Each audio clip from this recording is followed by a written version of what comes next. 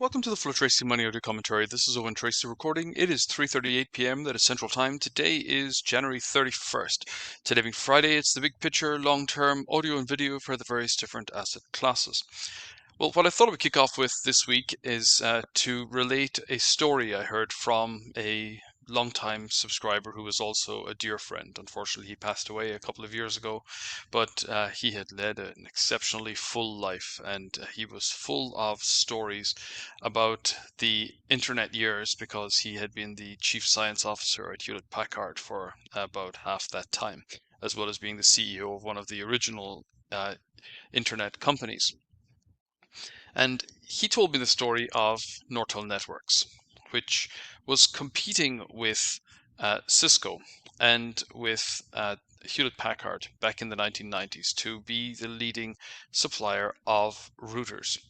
So the share went haywire between 1998 and 2000, and then it collapsed, and it never recovered. And then it went bust in 2008.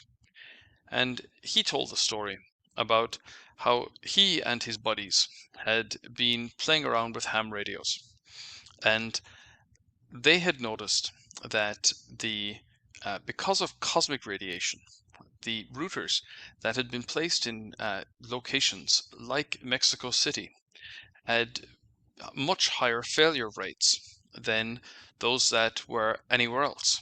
So what they started to do was to integrate just a little bit of shielding into their routers, and that protected them from cosmic radiation.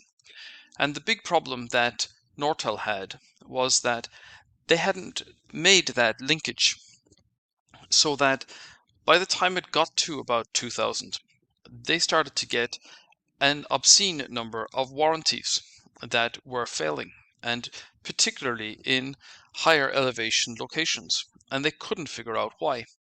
And because they never made that linkage, then it was a large number of those warranties that had to be replaced, and that then those routers just would not work. And they had such a high failure rate that they fell behind. And then, because of the massive overshoot in manufacturing, then the company was never able to recover. And I think these are important sort of cautionary tales, because we're sort of in an environment today which is quite similar to the 1990s. There is this phenomenal move that we've seen in the enthusiasm around artificial intelligence. Now, let's just remind ourselves of what actually happened in the 1990s, because there were a number of what I'm going to call causal factors